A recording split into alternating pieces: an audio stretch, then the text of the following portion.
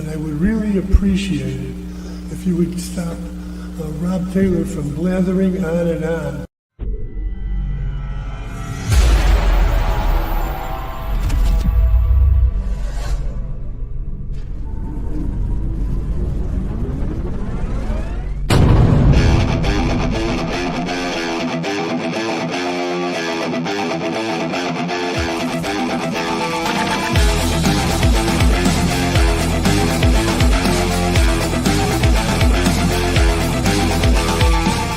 Opinions expressed by talk show hosts, callers, or guests on the Rob Taylor Report do not necessarily represent the opinions of the hosting platform, subsidiaries, sponsors, or possibly anyone else on the planet or the known universe. From the tinfoil and lead-lined broadcast bunker on the beautiful southern coast of Oregon, it's the Rob Taylor Report. So strap yourself in. Your weekly political therapy session is about to begin. Ladies and gentlemen, here he is, the nearly famous Rob Taylor.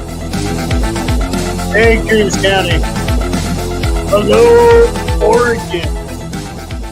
Hello, America and beyond. And I want to thank all of you for joining me. I've got a really special guest who's going to be popping in here in a few seconds. I'm waiting for him. He may be having technical difficulties. I'm not sure, but I just texted him, and I'm talking about Dave Brown. And if you don't know who Dave Brown is, he's the vice chair of the Oregon Republican Party. He was fairly recently elected, I believe. I'll ask him when he gets on here, but he has spent a lot of time as chair of the Yamhill County Republican Party. Brown has been instrumental in local political engagement, door knocking, marketing, fundraising, and recruiting. He also serves as vice chair of Newburgh Dundee Strong, a grassroots coalition promoting community safety, government accountability, and support for first responders, healthcare providers, and local businesses. The nonpartisan group played a pivotal role in recent city council, school board, and commissioner elections. And so I'm reading that off of the Oregon GOP website. Very cool. I can't wait to get him on here to talk to him because he has a great and incredible story to tell. But there is a lot of things going on. And yes, I was at the Ice Facility. And if you didn't check it out, you got to go check out my video from Friday. I want to have to apologize for the sound. I realized what I did wrong. It wasn't my microphone. It wasn't the phone itself. There is an actual setting in StreamYard that clears out all the background noise. Excuse me. So I had that on because you do that for podcasting to cancel out any background noise. But for a big event like that, it didn't work because you want the conversations and the noise around you filtering through, and that wasn't happening. So the sound really sucks. And so I was sitting there and I was watching my stream and I was watching Honey Badger Mom's stream, and I was like, wow, how does she do so much better than I do? And I figured it out. It took me a couple of seconds. I'm an old guy. It takes me a while to learn this stuff. And live, every time I go on live location, it always works out the same way. It always just seems like I'm spinning my wheels and going absolutely nuts trying to get those things done. Let me see. Dave is saying no email. Uh-oh. What's your email, Dave? He is so cool. We were out hanging out Friday and we went around Portland, and and I'm going to talk to Dave about that because Portland is one of those things where we walked around downtown, and most of downtown is pretty secure in Portland. It's as secure as any major metropolis is. I mean, the whole city smells like crap. It's a disgusting place to live. And I feel sorry for the people there, but that seems to be just how it works out today. And let's see, if I'm trying to send this stuff over to Dave, and I'm trying to get, I need an intern for this. Anyone need a job for an intern? It pays absolutely nothing and you get a lot of harassment. And okay, so let me compose. Righty. Paste. Okay, let me get out of there. This is some nuts. This is crazy stuff to have to figure this out.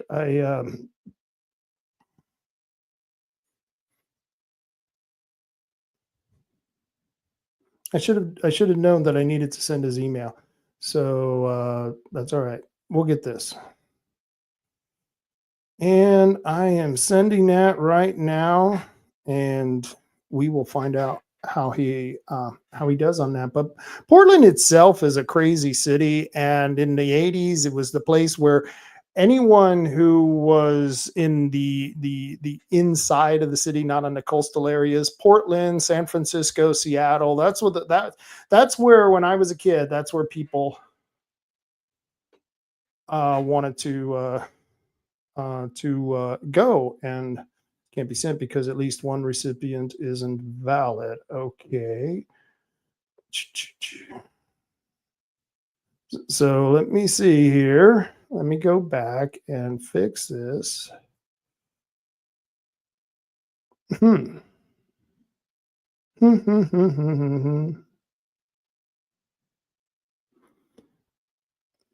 Okay, so I'm going to have to figure this out. Let me see if I can play. Let me play a 3H tree service. They're my sponsors. Let me play them really quick because I'm pretty sure I can get Dave up here in just a second. I just got to email him this.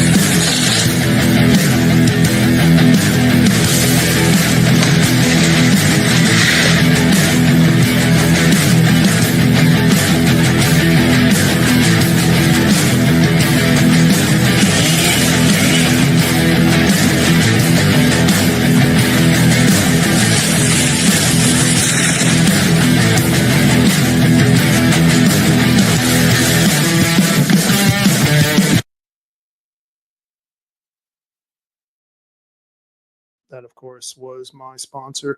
I just needed a minute to send that email. And funny, just as the video stopped, I got it sent. So that's all taken care of. We should get Dave on here in a second. Let him know that I sent him the email. I texted this to him, and I should have realized, once again, much like me, we're technologically at a disadvantage. You know, what can I say? You kids are really great at this stuff. Some of us older guys, it takes us a little bit. So let me put, it's on the way. So there you go. Everything should be coinstatic here in a minute because we got a lot of things to talk about. And like I said, Portland was not what it usually is on Friday night. Something weird was going on. And it's because when we were out at the Ice Facility, there were protesters. There was Antifa there, but it wasn't the big Antifa. It wasn't the badass Antifa. I've been in Portland and faced off against the big badass Antifa, thousands of them when we've done those rallies, and there would be like a couple of thousand of them thick. Those people weren't there on Friday night, and I think that's intentional, and that's why I definitely want to talk about that with Dave Brown to get his take on it, because I don't know, he's from Newburgh, and I don't know if he normally goes up to Portland, but it's something that I noticed that it was just very interesting how it played out on Friday, and I think it was all, like I said, rehearsed. It was all done for the benefit of the camera, and they wanted to show the president that, oh, no, this isn't really as bad as you thought, because I've seen it get really bad. You've all seen it get really bad over there in Portland. And so it was just weird on Friday night. It was almost like an amusement park carnival show. And of course, all the freaks of Portland were out there. It's amazing. I knew several of the people, not only just the people who showed up on our side, but the people on the other side who were there that I've seen from other riots, I guess I should say. I can't really call them protests. They weren't very peaceful, but I saw a lot of these people, the same characters from the riots. You had the young Mexican couple that you almost always see. The one girl is responsible for assaulting one of the reporters. They're always at these events, and they have their Mexican flags. You have the guy in the duck outfit, the yellow duck outfit. He looks like he's about 18. He's a very young guy, and he walks around with his duck outfit. And then you have the guy, the Cookie Monster. They actually had the Cookie Monster out there. I've seen that out there before. So it was kind of funny that it was a very, that type of an atmosphere. Jane Brown says the downtown corridor of Portland sucks. Man, it really sucks. In public parking, I was visiting a friend. I went up there to see a friend, and we decided to go and check out the Ice Facility. And he was in a very ritzy motel, and the motel was beautiful. It was in a beautiful part of the area. It was on, I think, 3rd and Morrison area. And I had to do public parking. And, I live in Bandon, man. A traffic jam is a red light and 2 cars that make a left turn. That's a traffic jam here in Bandon. But in Portland, I'm not used to the traffic. And so I kept going around and around trying to get to the parking space because of all the one-way streets. And if you pass it, it's a hell of a time to get back in Portland. It's just a mess. So let me make sure my email went out. Yeah, that says it went out. Huh. Well, I don't know where Dave is. Maybe he's still having technical difficulties, but that's okay because we got to do a lot of things downtown that was really neat on Friday night, and going to the Ice Center. I'll tell you about some of the things that we did when Dave gets on here. But Jane Brown is absolutely right. And by the way, any of you who know Jane Brown, who follow her on Facebook, she's a great person to follow because she's always up on top of the latest news. And we're going to be talking about the new petition that's coming out, the No Tax on Oregon. And we're trying to fight against the tax package that they passed. What was it, last week that they passed that, or was it the week before? I forget. Things are kind of melding into each other, but they filed a referendum on that bill, and we're going to be talking about that. And when Dave gets on here, we'll talk more about this. Jane Brown says the U.S. Bank Tower is completely abandoned, along with many other business high rises, and that was kind of disturbing. There were a lot of buildings that were boarded up, a lot of businesses that were boarded up, a lot of empty buildings, huge structures, just completely empty. I don't know what they're going to do with those things. It's hopefully industry will move in, but I don't know why anyone would want to move into that city. Like I said, it smells like crap. It smells like human urine. It's just a disgusting place to be in downtown Portland. And I don't know. I don't hang out in any other areas in Portland. Downtown was the only place I've ever really been. I've been there when I had a stay at OSU, and I've been there for, I don't know, at least a dozen or so riots. Can't really call them protests. They weren't really that peaceful. And so we went there for a lot of the riots, but these were in the parks in the streets of downtown Portland. So I really don't know what the rest of the city is like, but I do know what Antifa is like. And what I saw on Friday was definitely not it. Let me see if he's gotten that yet. Did you get it yet? We'll see. So Jane says another thing. She says an article came out today saying that founders of the Rose City Antifa fled to the EU. A journalist over there tried to get a statement from them, but they ran from him. And that's partly why I believe that not yet. Okay. Let me see if I sent this to the right place. LEADS at gmail.com.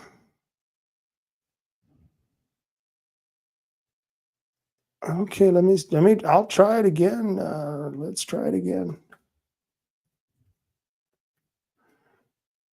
Bar LEADS at G. Oh, I think I saw what I did. Okay. Put a space where there was no space. All right. So let me get back to the conversation here. I apologize, folks. I apologize for this technical difficulty. But I am in communication with Dave. He's right on the phone. Okay, I tried again. I wonder if this happens to Britt Hume. Walter Cronkite. I wonder if he ever had these problems. Not like I could even polish the shoes of Walter Cronkite, or many of the great reporters of the past. But this is an interesting. If this is true, Jane, if there's an article out there about Rose City Antifa and the founders of that fleeing to the EU.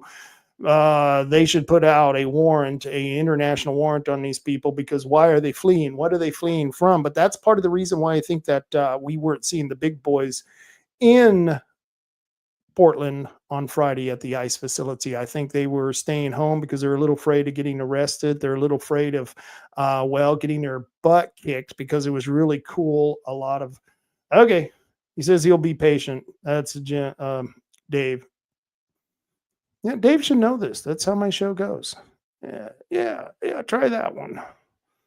But so we got that to talk about, and there were some funny things that happened there. This is such a serious situation, but yet there was such comedy to it, because I nearly got ran over by the police. There was one point where there was this guy who was walking around with a boom box, and he was singing and dancing, making rude gestures, and he was interfering with other speakers there, especially speakers who were speaking up for Charlie Kirk and the Patriots and whatnot. And he would get into their faces, but he was right next to me, almost right behind me, when the police decided to put this guy under their arrest. And of course, it's the bicycle police, and they're all in yellow. And when they're coming at you, you're not sure which way to move, because it's like, are you coming at me? Why are you coming towards me? And it freaks you out. It's just a little strange. You see these guys coming towards you, and you're filming, and you're thinking, oh my gosh, I mean, what the hell did I do? And luckily, the first cop pulls up to me. He says, get out of the way. Could you please move? Okay, man, I'm no problem. Happy with that, sir. And they just surrounded this poor black guy. I shouldn't say poor black, but this really rude, insulting black guy. And poor him that he was that ignorant to think that he could get away with the things that he got away with. But apparently he assaulted people the night before.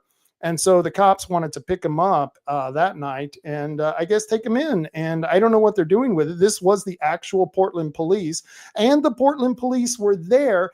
I can tell you that there were strange interactions between the Portland police and the Antifa that were on scene. And I can tell you right now, I've known this for a long time. Antifa, the Portland police are Antifa.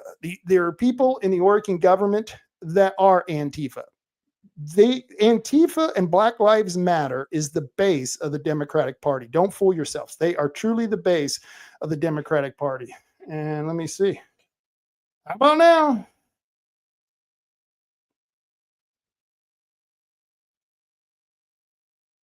Okay, let me copy this.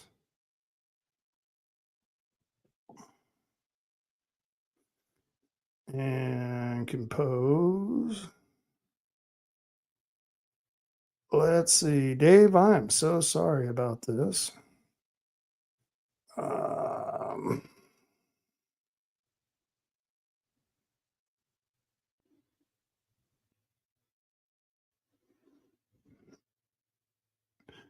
I don't know why you're not getting this. This is very strange. This doesn't, this is the worst thing. This is the worst thing that can happen to you on radio, especially. We hate it when there was silence on radio. So this is the worst thing. As soon as someone can get disrupted. Okay, let me see if we can do it again. Okay. All right, I'm trying it again. Oh shit! This is how the whole Friday night went. It was funny. I had to borrow a cord from him for my phone, and I took it with me. I didn't get it back to him. So this is how it's been going since Friday. It's not been a very, very smooth movement between one event and another. So I'm going to tell him I tried again here and see if that helps out. And I don't know. Let's see. Jane Brown says, yes, Andy No covered the story about them fleeing to the EU. Let me see if I can get that up on X. Let me see if that can pop up. And I got video from the event on Saturday. Like I said, I want to wait till Dave is here, and then we will check that out. But let me do some share screening.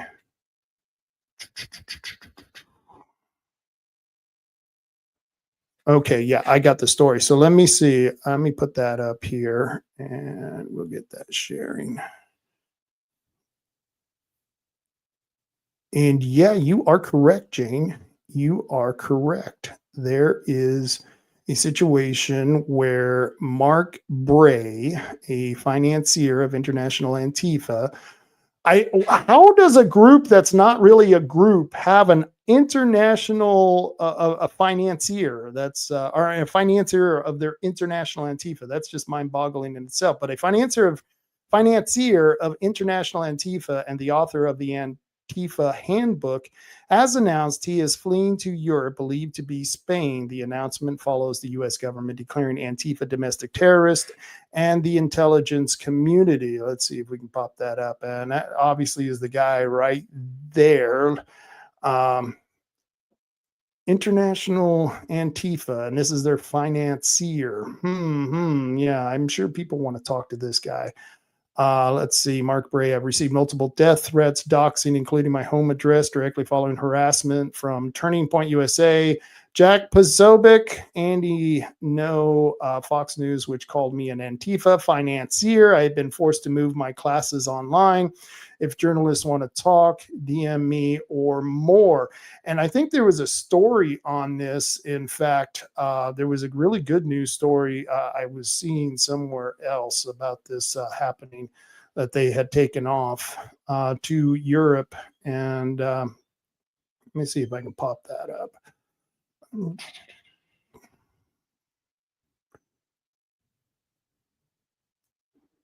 No, I'm not seeming to find that either. But this is a very interesting article. I think that's absolutely, they need to go after this guy. There were people, and I have the story, I can't seem to find it right now, but there were stories that at the university where the Turning Point Kirk was shot, that there was professors who left the building as well, who had, they were involved with, three-lettered agencies, intelligent agencies. Hi, everyone in terrorism. And that's a long, so, you can go get this on Andy No. And one of the greats here. That Unmasked is a really good book if you're not sure and you don't understand who Antifa is and how they are organized. That's really a good book to check on to. Boy, I'm getting a lot of comments. So let me see. Peggy Rent says, check out Andy No on X. He posts about Portland Antifa. Hey, thanks. I should do that.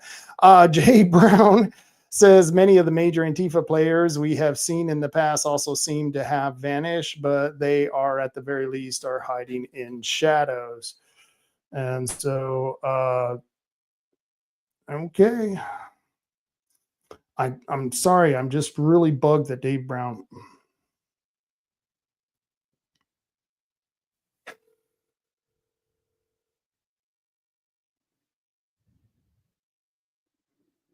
Hey, Brad.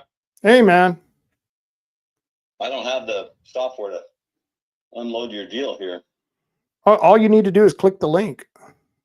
I did. It didn't go through. What? Oh, no.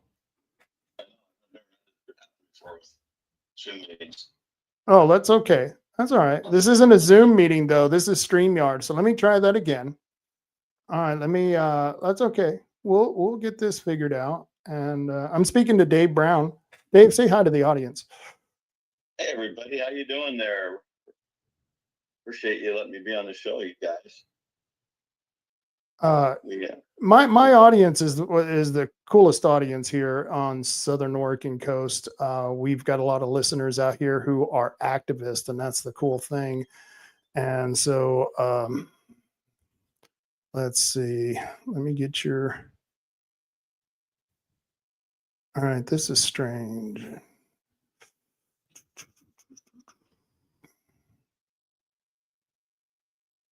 I'm still trying to find it there.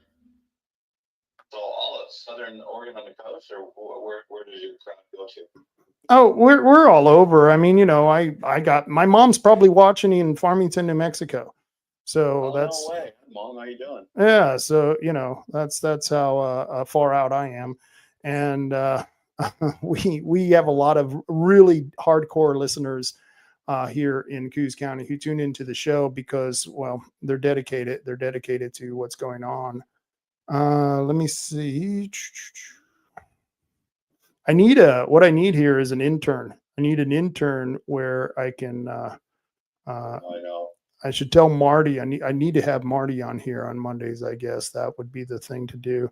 I'm sorry, I texted it to you, and I thought all I had to do is okay. So I'm sending it to you again, and all you should have to do is just click the link, and it should bring you right in. Okay, let's try again. All right, it'll take a few seconds. I got a delay on sending it because, well, I can sit there and talk to you. yeah. David Diaz Infante, a two-time Super Bowl champion, was the Denver Broncos football guy on Saturday, and we had a few technical difficulties too. It's just harder than you think. You think you can just get it down, but it's hard. I know. Well, I was watching my video from Friday and I couldn't figure out why my video, the sound quality just really sucked. And yet there were several other people just using their phones out there. And I realized there was a setting in StreamYard that canceled out the background noise. And that's only good for podcasting. But if you're in a crowd, you want that background noise because that's what's being picked up by the other people. And so it was, one of those things. So you should get that by now. Let's see if it popped up again. Come on. Here we go again. No, it just came in. Okay, so I've got ATVS StreamYard. I'm going to click on that. Here we go. Entering the studio, it says loading. Okay, I said your browser doesn't support StreamYard's technology again. Oh, are you on Firefox? No, you want me to be? No. What are you on right now? No, I'm just on my. Try Firefox. Try Firefox. I'm trying Firefox here. Welcome to Mozilla Trustworthy Tech. Learn more about us. It's just kind of an information page. Nothing here to really go anywhere. Can you do it from your phone? Did you press the link from your phone? I didn't. I can try. Yeah. Just go in your text and press the link from your phone, and that should bring you on as well. Yeah. So I was just telling everyone about Antifa and about the leaders running off to the EU. I don't know whether you heard about that or not. Who went to the EU? Antifa, the Antifa financier, for international Antifa. Really? Yeah, for a group that doesn't exist, they have a financier, supposedly. Right. Okay, display my name. I think I'm close.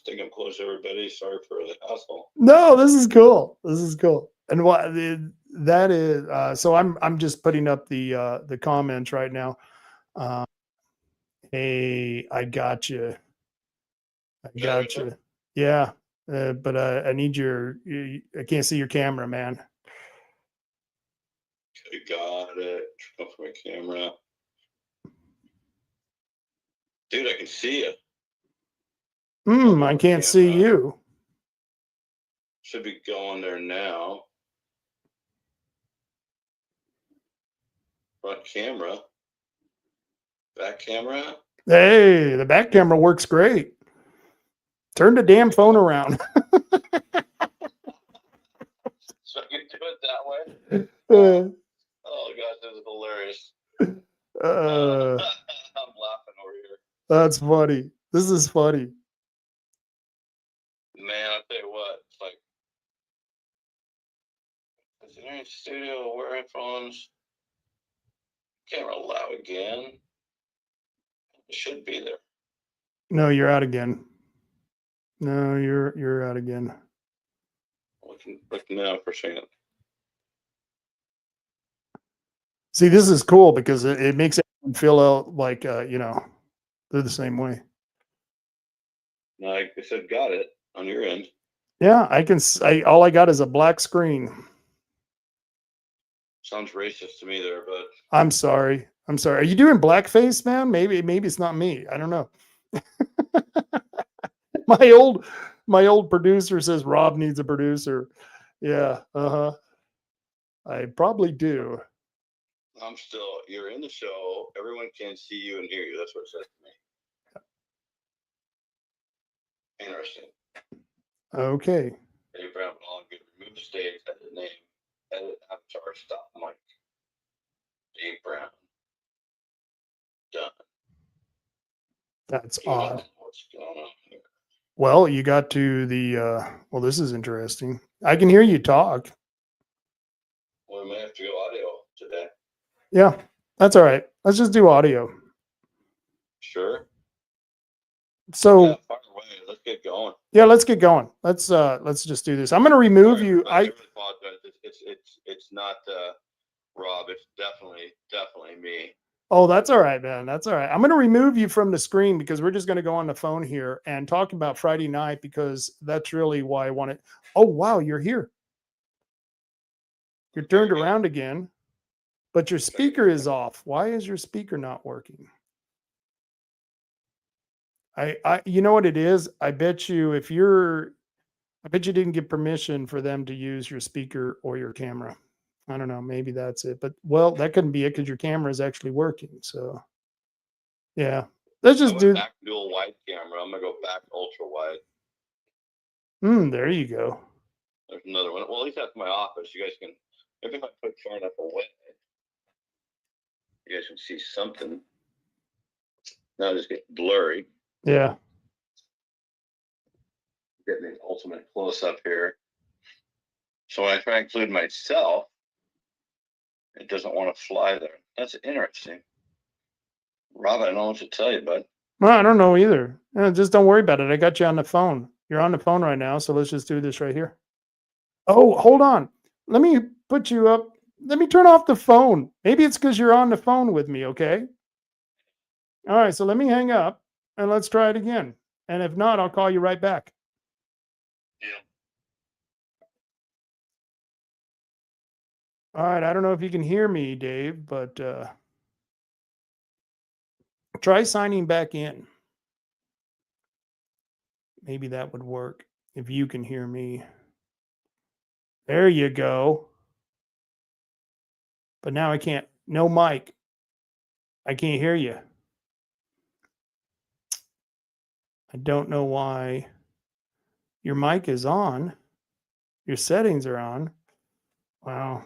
I'll tell you what. Let me call you. This is going to just leave that right there. And I'm going to call you again. See, that's what's happening. You're answering the phone and your camera's cutting out. All right, so let's just do this over the phone. This is how I used to do radio anyway, and that way you can, pick your nose and do obscene things behind the camera. Oh, man, let's just tell everybody I'm 6'2", stud athlete, amazingly good looking, Right. terrible at tech. I'm white collar, blue collar, whatever color I need to put on. I'm refinishing my deck today, so I'm dressed in Carhartt, and yeah, I'm kind of all over the place. So it's a pleasure to be here with you guys. So that was really cool Friday night. Have you ever been to one of those riots / protests in the last couple of years? When's the last time you've been to something like that? I I've been downtown. I've seen a few things going on. I'm telling you, I got attacked about 3 weeks after George Floyd. My wife wanted to go on a date, and she didn't tell me what we were going to do. She goes, "I'm driving. I'm planning it. Done." I go, "She didn't do that very often." I go, "Okay." So we parked several blocks away from the federal building about July 7th, after George Floyd had passed away, and we walked in front of the Federal Center. It's 11:30 on Saturday, so it's really quiet across from the Federal Building because everybody's high and they're they pass out all night long, and they pass the night doing all their crazy stuff. And so pretty mellow, except this young lady decided to jump up when we were walking by the old Elk in downtown Portland, and she started coming after us. I told her to stop, and she did. And she's probably 20 feet away, but her boyfriend was at the other end of the park, and she's screaming at us. She's high, and her boyfriend's like 5'5", not very big. He comes flying from my right across the park, right across from the Federal Building, and everything down there is just chaotic as far as graffiti, broken parking meters, everything's broke down there. And so he comes running full speed. The kid should have been tracked. It's pretty quick, actually. And I told her, I said, "You better tell him to stop. I don't want, he's gonna get hurt." And he kept coming. I weighed 230, and I planted my back left foot and had my right arm about. Told him to stop, twice before he got there, and he never stopped. And so I stepped in my punch and laid him out. Broke his nose bad, bleeding everywhere. She started screaming. A couple other people got it. I got my wife behind me, Judy, and I got another couple we don't even know behind Judy. And I told him to stop. I gave him plenty of warning. He's high too, you could tell, or hungover. And so we got out of there, and the whole downtown area at that time was just chaotic. So what we saw Friday night was definitely not at that level. It's more like your JV2 level protesters, I felt like Friday night. So yeah, that's exactly what it was. But don't you think that was kind of intentional? That's what they were doing, is that they were trying to create a scene where it was a carnival atmosphere so that the president would look foolish bringing in troops to that area. Don't you think that might have been kind of the intentions? I don't know. I don't think that's smart, but I would say, they just play off each other's emotions. Yeah. It didn't seem like it was a very educated crowd. I don't mean to say that meanly, but I think a lot of them were probably, had been drinking or a little bit high, or definitely angry. To me, it's kind of like that's their religion, that's their church, that's their team. And I think a lot of these people down there, they just want to be part of something. Yeah. And they chose that. And, I'm a big believer in free speech too. They just don't peacefully protest. They're harassing people, and they're definitely, I'm a big believer in the police departments, and we've treated them like crap, for 5 years now. And what they do down there should not be tolerated. No, and I was kind of having a problem with that, because when we showed up with our group, there was about 6-7 officers standing there on the corner, and they weren't doing anything about the people in the streets, about the pushing, the shoving, the people getting into other people's face. It seems like they were just, whatever.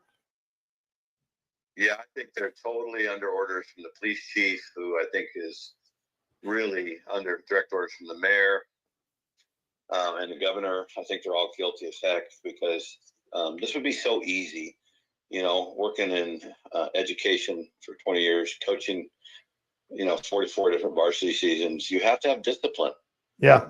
Especially with young people. But, when you get adults that are doing what they're doing, Rob, they just need to be disciplined. My answer to the whole thing is all the ones that are illegally, throwing stuff or whatever, when they cross that line, is they got to be arrested. They got to go to jail. And then after, they just don't get out in 20 minutes. They got to stay several days. Right. And then they got to go before a judge. And honestly, I would fine them, and I would give them a lot of community service. And like if you give them say 50 hours of community service to pay back the community for what they're doing to it, and they don't show on Saturday for their duty, your 50 hours goes to 100 hours. Right. So there's got to be a consequence for that too.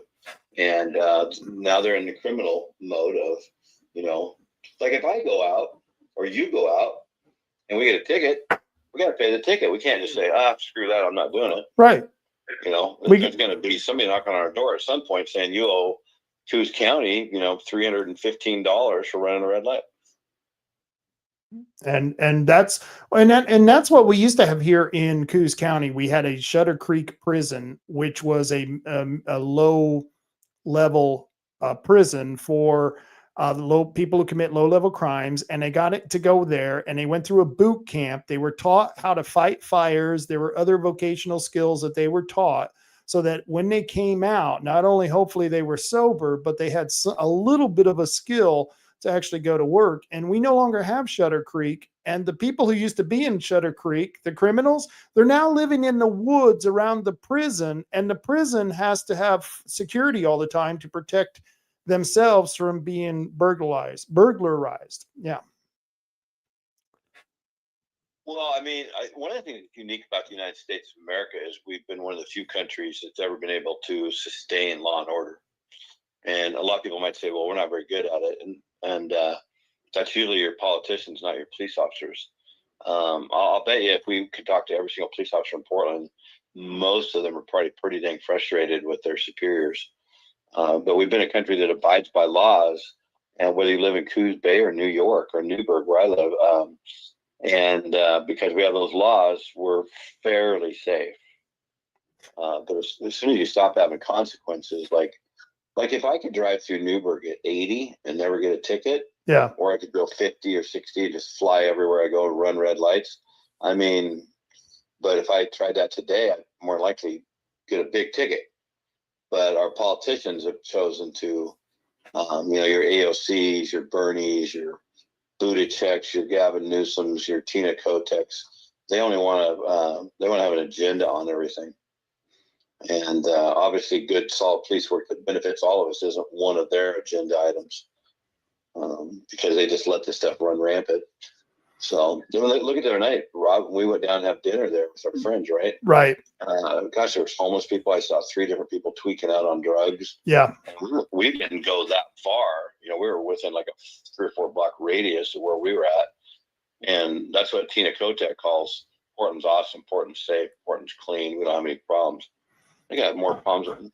It's certainly, Dave, it was certainly not clean. That was the smelliest city I have been in a while. And I've lived in Amarillo, and I'll tell you what, the city just stinks like human feces. It's it's a responsibility. Like being a coach of young people, I felt like my biggest job was keep them safe and then train them how to be an adult. Yeah. We had 4 pillars: have fun, be respectful, compete, and work hard. That was our 4 things. So it's have fun, work hard, be respectful, compete. And if you think about that, everybody on the show right now, what kind of business you work in or what, have fun. We all like to have some fun. I had fun with you guys the other night, even though we were watching something crazy. It was great to see everybody. We had dinner, and so having fun is okay. We can't have fun all the time, but then working hard. Whenever you work hard, something good's going to happen. And that work ethic is something that we all need to stay on top of. We need to do our part, and then be respectful of everybody around us. Like we didn't go down the other night looking for problems. Could have found them real easy. right. But then competing. We all have to compete for. I tell all the boys, I coach mostly boys, you're going to compete for girls, jobs, car loans, college entrances, whatever. You're going to compete for something, and so you got to learn how to compete. It's a tough world out there. And I just think that we have to get our values back. And I don't think a lot of those people we saw, Rob, the other night have a lot of values. I think they've been, just sucked into a movement that's very, very, very selfish, self-centered. And I don't think a lot of those people have I just would guess, I could be wrong, self-esteem, like you said, you're talking to people who are low educated people. They're not very intelligent. Just talking to them, if you can talk to them without them screaming and rambling on and making nonsense, Several of them came up to me. One of them came up to Nicole and told her she looked like a safe person and wanted to stand by her. And she told him to get away from her. And so some of these people, I think, are mentally ill. And you nailed it before when you said that people want to belong to something. And this is part of them belonging. And they're on the wrong team. And I don't think they realize it. I don't even think they know what they're there for, other than somebody is providing them drugs. Somebody is probably paying for their food. I don't know if you noticed the guys bringing food in bags to them. There was one guy who brought a bag of McDonald's foods, and another guy who had a bag of sandwiches that were feeding them at the riot. It was funny. Yeah, I think when Floyd passed away, I would just say Floyd, George Floyd passed away, because that's a whole nother 10 podcast subject right there. We all have our feelings on that one. But after he passed away, I had young people that I knew went downtown Portland just to see what was going on, kind of like what we did the other night. And they were offered $20 for a brick, go through a window, don't care. Go to a police car, don't care. And they had trailers, or like little the cap over trailers you'd use for construction, and they had a pile of bricks in there. So that means they're organized enough to have that. Somebody had to rent the trailer. Somebody had to buy all those bricks, not cheap. And so they're organized and they're funded. They just act one of their deflections. They don't want to look like they're going on. But Antifa shows up at different places. They're paid agitators. Yeah. I talked a lot with the Proud Boys. I know a couple of those guys pretty well. And can they cross the line a little bit probably sometimes? Yeah. But, I've also seen them protect people, do a really great job with that, including me. And, at events. And I'm like, I'm really happy they're there, because the real Antifa people, we all like to think we're pretty tough. But the people there tonight, I was never worried like that, unless there were too many of them. But the real Antifa, these people are organized and paid, and they're hired guns. They're just a hired gun. They're a hired gun. That's absolutely what they were. And this is something that goes back to years and years ago when I was in the Libertarian Party, and we would sometimes work with the Republicans on some issues. Sometimes we'd work with the Democrats, and the Democrats were always trying to pull us over to the left. It was always, let's go further left, more government, more policy, more taxes. It was always in the wrong direction. And this is what I see happening with this movement, is that they want to grow bigger. They want bigger government, and the people that are left there now protesting, Trump has done a good job of defunding those people. And that's why I also think that there weren't as many people as there were normally back in 2020 that were there this past Friday night, because I think some of their funding has been cut, not only by the government, but a lot of NGOs who are learning that the spigot has been turned off, so they best not be giving away all their money. And I think this financier running off to the EU kind of shows that, Absolutely. We had a person on the school board that many, many, many people up here, when we were going through the Newburgh school board wars, and that she was a paid plant to be on the school board. And when we flipped the board and went 4-3 conservative, she lasted about 2 more months, and then she just quit. Because I think they just yanked her funding. And I, at first, I was kind of like, no, because when you wake up every day, Rob, and you guys have your business you do for coffee and such, we all wake up thinking, how am I going to take care of my family today? How am I going to get my to-do list done today? I got to get wood in for the wood stove. All the things we got to do. I got to stop at the store and pick some stuff up for dinner, get the kids from school, whatever. We all have stuff we got to get done. I think most of your listener stuff, we wake up and that's where we're going. We got stuff to do. We got shit to get done. Yeah. And when you look at these people, they're waking up with, how can I be the top dog at the Ice Facility tonight to screw it all up? Yeah. Well, I think they get little trophies from their little crowd about, like, I'm the big dog tonight, and it's like, I was so happy to see that one guy, the first guy that got tipped up around the bicycles right where we were at. Yeah, the one that the bikes nearly ran us over. Yeah. Yeah. I mean, he was a decent sized guy. Yeah. athletic looking, and they had him up in the air and spun him down and had him zip tied so fast. It was like watching a rodeo, with the calf. I was like, okay, that's pretty impressive. That was pretty impressive. There was like about 10 of them over there, and they were cool because the cops saw us standing there, and you have your nice, cool flag shirt on. And of course, Dane has his Project 1776 stuff on, looking all patriotic, and the cops are all, oh, don't worry, it's cool. Don't worry. And I was like, oh, thank you. Thank you for reassuring us, But it was like, wow, I wasn't, when those cops pulled over there, I wasn't sure if they were coming for me or what the hell they were doing. It was like they pulled down the street and just turned right in. It was like, whoa. Well, again, I think living a normal life, whether you're in Yamhill County like me or Coos County like you guys, or, New Mexico, wherever your mom's at, we just live normal lives. We don't, we were at I was a delegate from the state of Oregon at the Republican National Convention, which was, we can talk about that in another show, but Judy and I, my wife, we were outside across the street from the Milwaukee basketball arena. I'm trying to think of the name of it. And we're just walking. There was like a 5-block square perimeter where they had tons, and I mean tons of security. And all of a sudden, this black Suburban pulls up to our left. We're right to the car, right across the street from the basketball arena, where the main stuff was at for the RNC.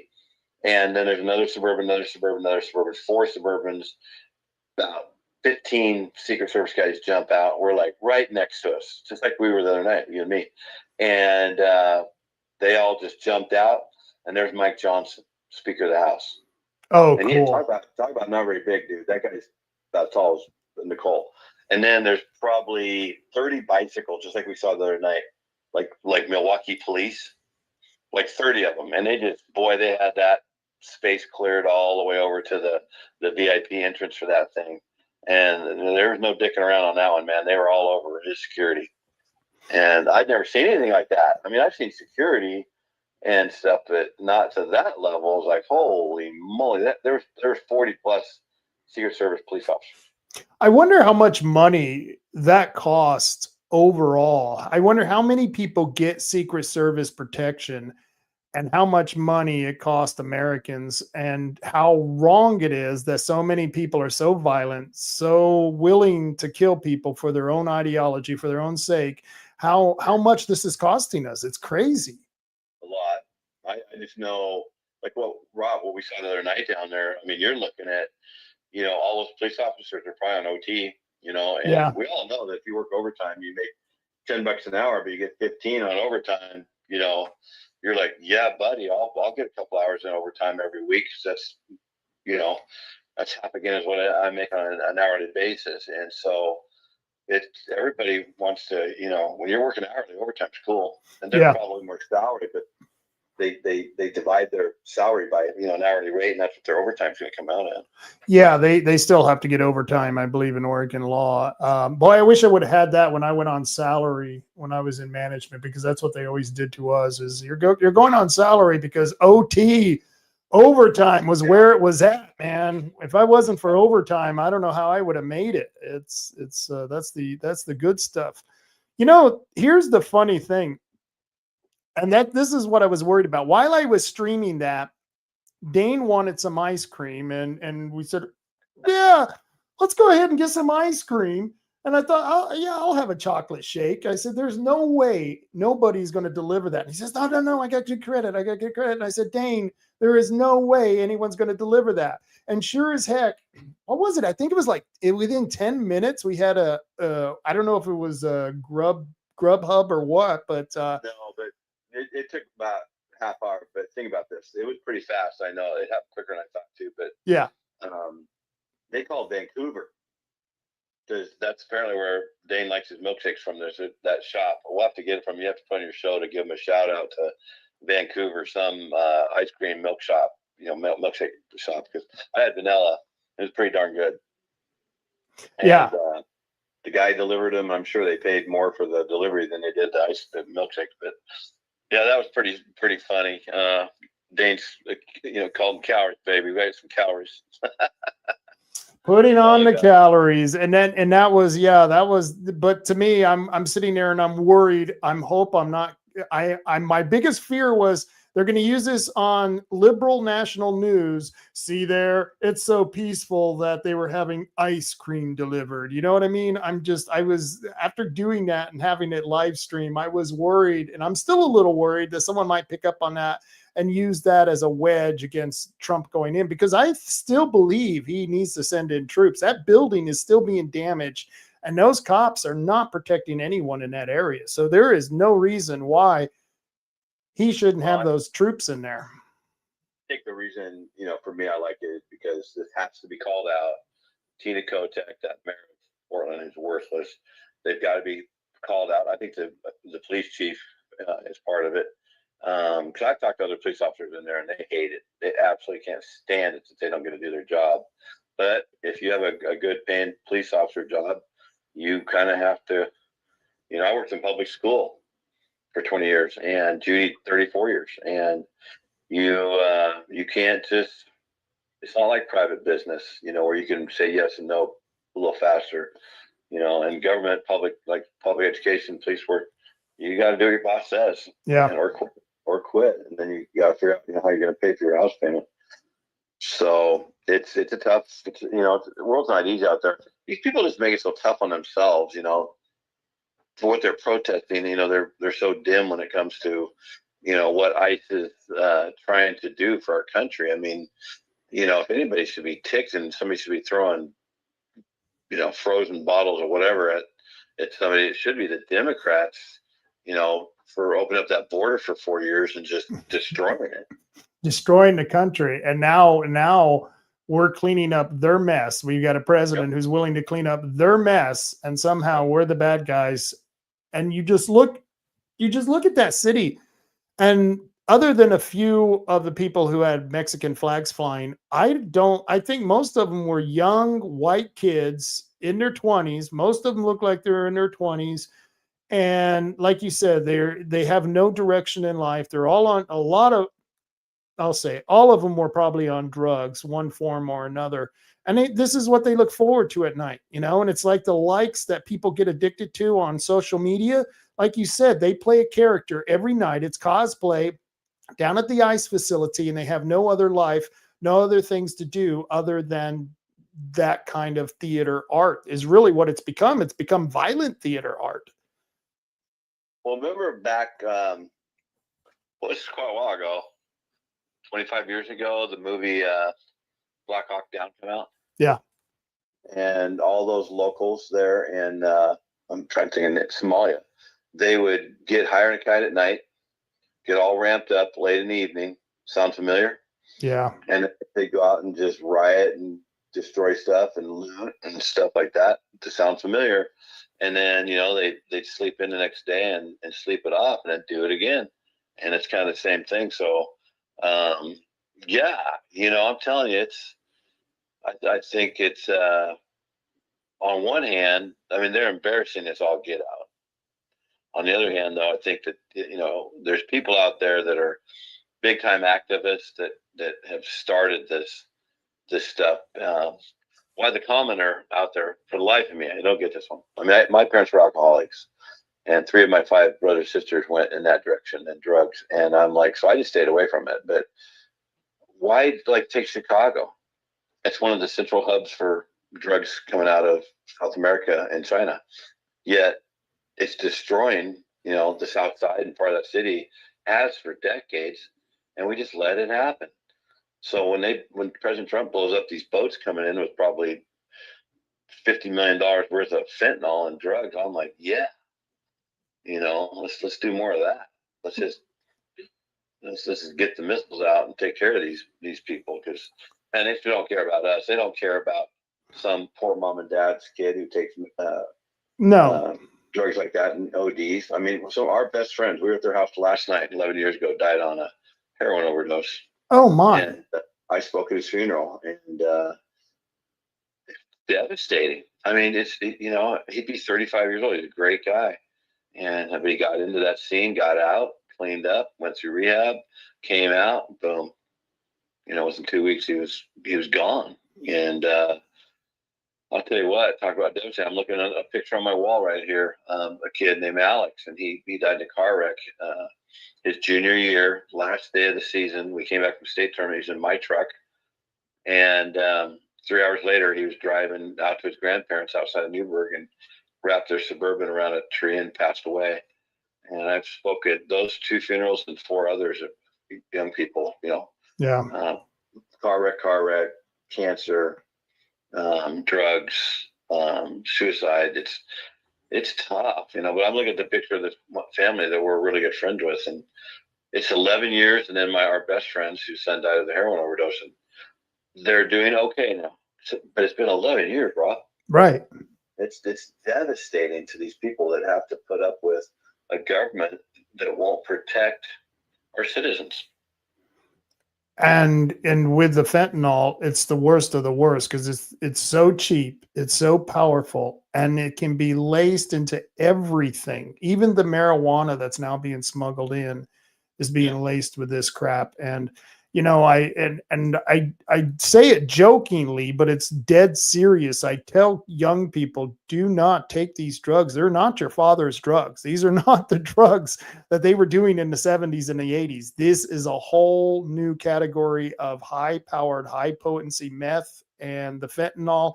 None of that was around in the 80s and the 70s the way that it is now. And it's so prevalent, it's so cheap, it's so available anywhere. We see on a regular basis here, Dave, people are ODing right here in Coos County. You could turn on the scanner every night and listen to people, 1 or 2 ODs. That's so sad because I watched my mom and dad. I'm looking at a picture of my dad, 1977, on my Honda Elsinore. I raced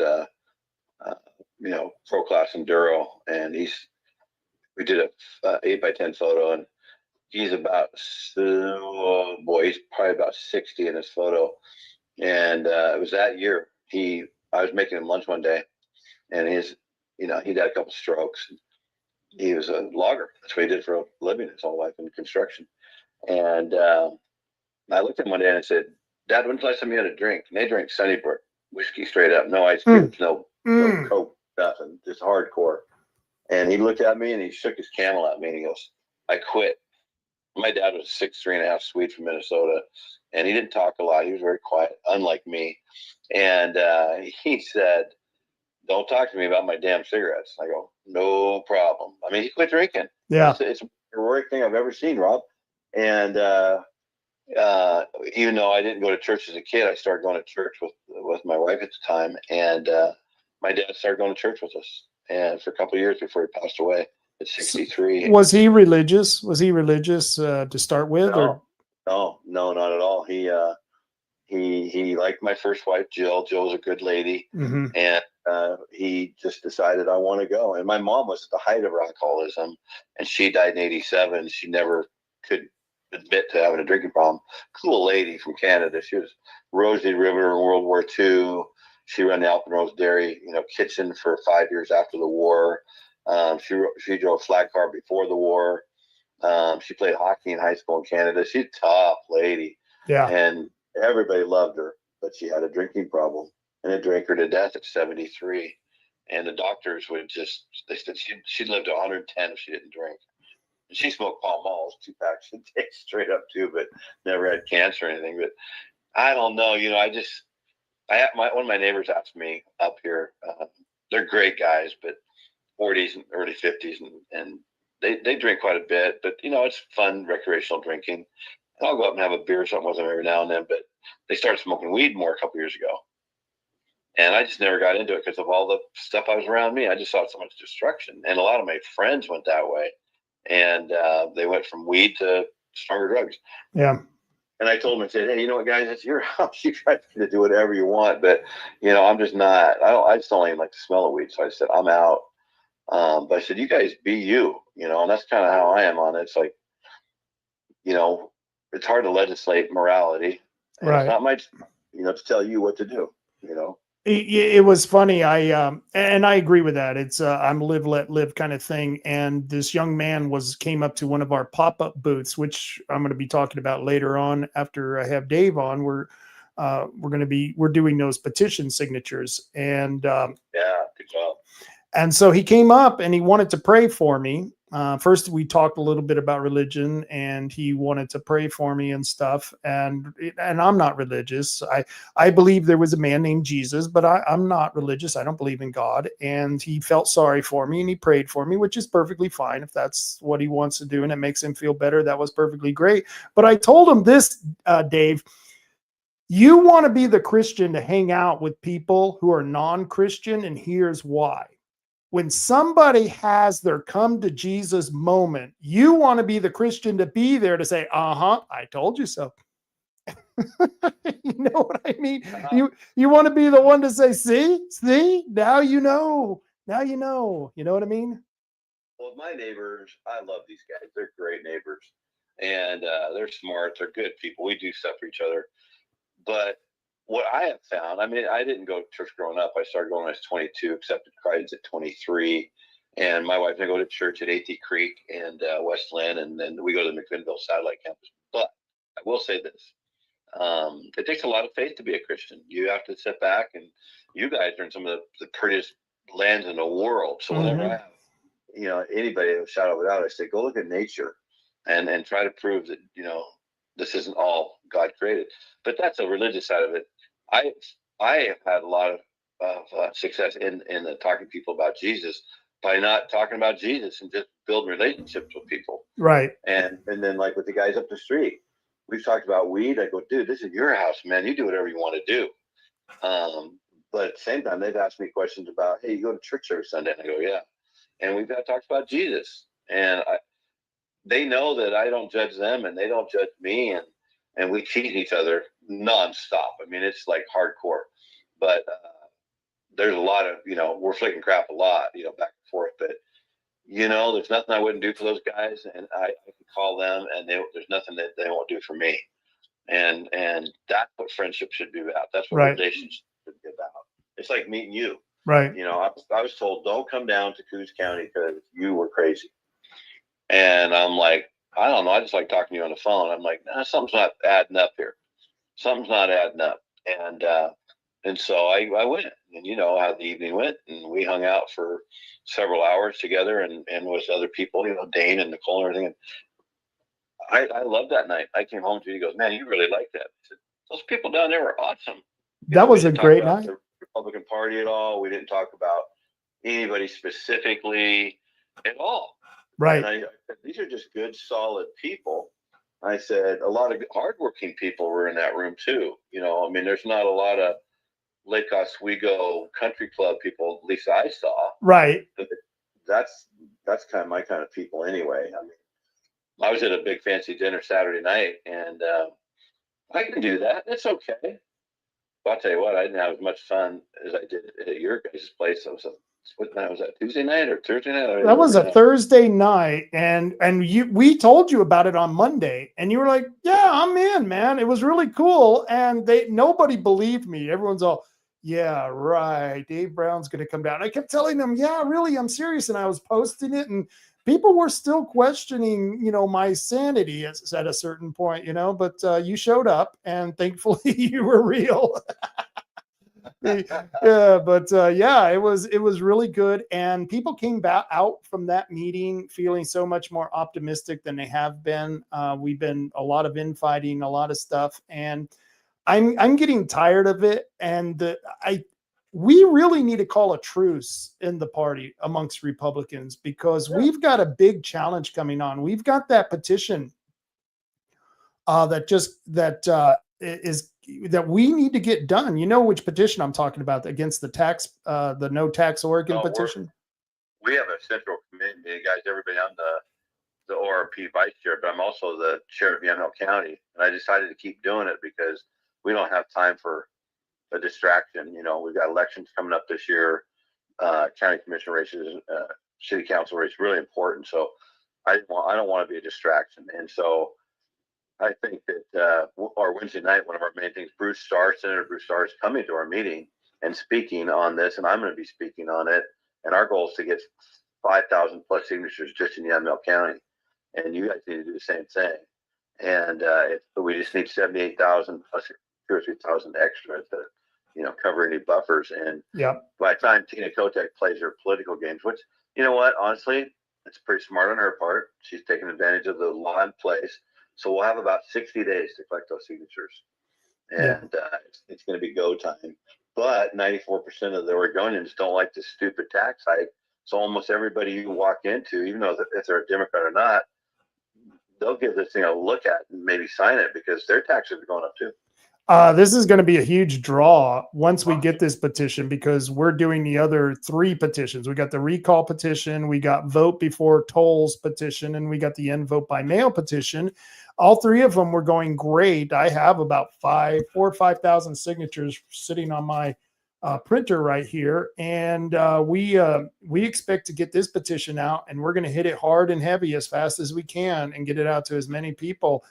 Because I think this is the most important thing. And I don't care who I have to work with. My worst political ally in the Republican Party, I will work with just to stop this tax. Because like you mentioned, my family, we live off of small businesses. A lot of family do live off of small businesses.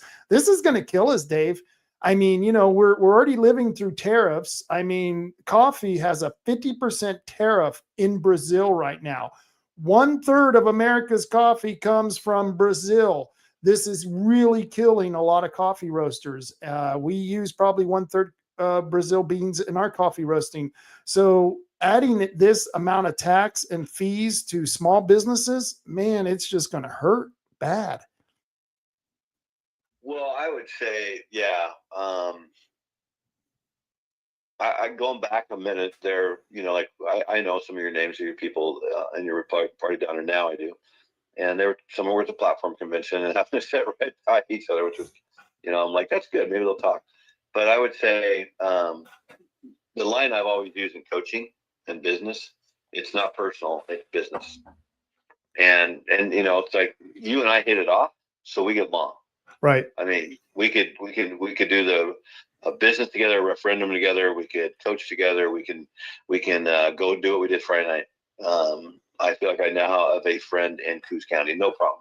But if it's somebody I don't get along, it's not personal. It's just business. You don't get along with everybody, and I think that should be your starting point and your truce down there. Is just, hey, I'm being facetious here, everybody. I'm just making this up, but yeah, I don't like Rob Taylor.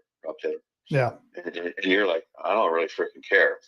And you go, but it's not personal, it's business. We got to get this referendum done to save everybody on their tax thing. And I'll tell you, it doesn't matter if it's Newburgh in Yamhill County or Coos County.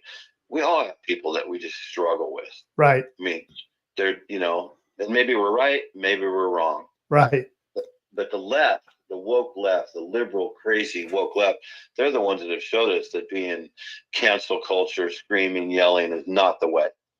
You want to get my attention, Rob? You just did exactly what you did when you had me come down there. Cool. And I'm like, I'm all in. Whether I think you're totally right or totally wrong, it's not personal. It's business, And when I was coaching I had like 4 or 5 guys on my coaching staff all the time in basketball and tennis. And I tell them, it's not personal, it's business. We just got to go out there and coach these kids up and go win games. You know what the problem is, Dave, is that you don't have the authority as vice chair to send them out for 10 laps. When you get a problem like at the convention, you go out for 10 laps, all of you. Don't come back until you're out of wind, Yeah, no, that's the thing about it. That's funny. The whole Oregon Republican Party is volunteers. Yeah. And the problem with that is that you're exactly right. It's like we're having I got a guy mad at me and up here, and I guess he's going to say a bunch of stuff Wednesday night, and I'm the chair, and it's like, I'm not trying to sound tough. So I think Coos County is full of tough people. I saw a lot of them at your meeting. But I'll tell you what, I grew up poor. I grew up broke. I know what that means. Yeah. To eat a lot of fried potatoes, a lot of pancakes. I know what that means. But at the same time, you keep working your tail off, and you just do a little better and stuff. But it's not personal. It's just go out and work your tail off, and good things will happen. And I'm an optimist. I think we can get Tina Kotek unelected, and I think we can win the governor's race, and I think we can flip a few seats, and we can start to see a resurgence. I personally love President Trump, but I need him to do more for Oregon. I need him to to start kicking some tail out here. Yeah, but he is kind of doing that. It does seem like he is putting more focus on us. I think Pam Bondi is going to put more focus on us. And, when they go into that legal stuff, Trump has to take a step back, you know what I mean? To make sure it's an objective, legal, right on the books kind of thing. You know what I mean? And so, I think he will. I think there is going to be a lot of problems here in Oregon for the representatives. Not the representatives, for the people who are our governor, who are in the major offices. I think they're going to see a lot of problems, and I think they're going to lose a lot of court cases coming up. But no, this is something here that I think that the party needs to congeal on. I would work with Mayor Mary Shamhorn. That's the mayor of Bandon here. I would even work with her. If she wanted to come down and get signatures at my pop-up booth, I'd say, lady, I don't like you, but right, come on down. Let's do this, because it's like you said, it's business. This is going to benefit both of us. And then we can get back to fighting after we get the petition done, right? Well, yeah, that's funny how you said it. I think a lot of times, it's good for us to, to tee it up and go a little bit, because it forces us to talk. But when you negotiate, you got to leave your emotions out, or you can get taken advantage of really quick. Mm-hmm. And I told my wife, when you're negotiating stuff, she was almost killed 2 years ago in a car wreck. So we've had a lot of doctors, a lot of lawsuits, money going back and forth with lawyers. And I'm sorry to hear that. I'm so sorry about that, Dave. Oh God, she got hit at 50 by a four-wheel truck, and it was bad. But I told her, I said, when you negotiate, sometimes I just say, Rob, what do you think of the referendum? And then shut up. One of the best things you can do in negotiating is just shut up and not talk. Yeah. It's like when you're buying a car, I went down, I got Judy a new Honda for her retirement last year. And the guy sitting there talking, and he wanted like $45,000 for a Honda CRV hybrid. And I go, no. And then I shut up. I didn't say anything more. So I was like, that's not acceptable. What's going to be your next point of reference here? And I think it was 46.5. He started that. We ended up at $40,200 or something like that. And I didn't say anything. I just kept saying, no, that's not really, no. Yeah. And next thing you know, I've got an extra $6,000 in my wallet. That's good. That's a good tactic. And like you said, the less you say, the better. When I first got married, I had to work out negotiating with my wife.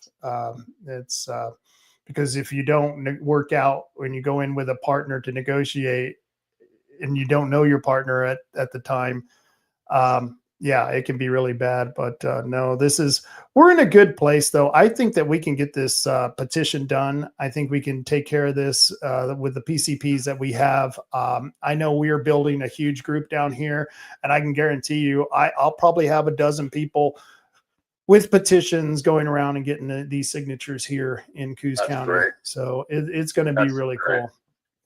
Before I get you out of here, I do want to, I have to talk about one of the things that happened on Friday night that was just absolutely cool. Sure. And there's a young man by the name of David Medina. You know David. And he's been doing incredible work down there. I didn't even know my son is a fan of his. I thought that was really cool. He's all, oh, wow, David Medina? And I go, we run in the same circles. I really don't know him but I know he's a really good guy. I know he's doing incredible work. And one of the things he did was, I think he was partly responsible for getting those guys out there. After we had left, there was a whole bunch of guys who showed up, and they were chanting for Nick Sorda, the reporter, and chanting USA. I'm going to play that video here. And once again, I have to give this totally credit to David Medina for taking care of this, but I got to play this video. This will just take a second. You should be able to hear it. USA! USA! USA! USA! USA! USA! USA! USA! USA! USA!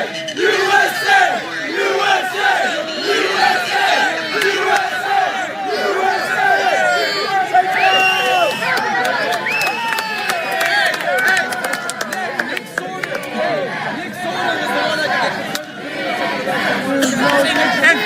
Antifa!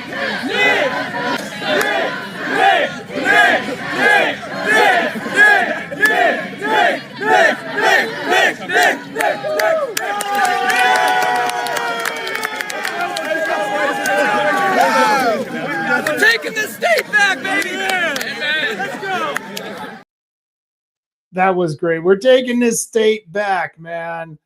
That was great. That was great. I kind of wish we would have stayed, but you know, after a couple hours standing there, my back goes, man. I'm telling you, 60 sucks.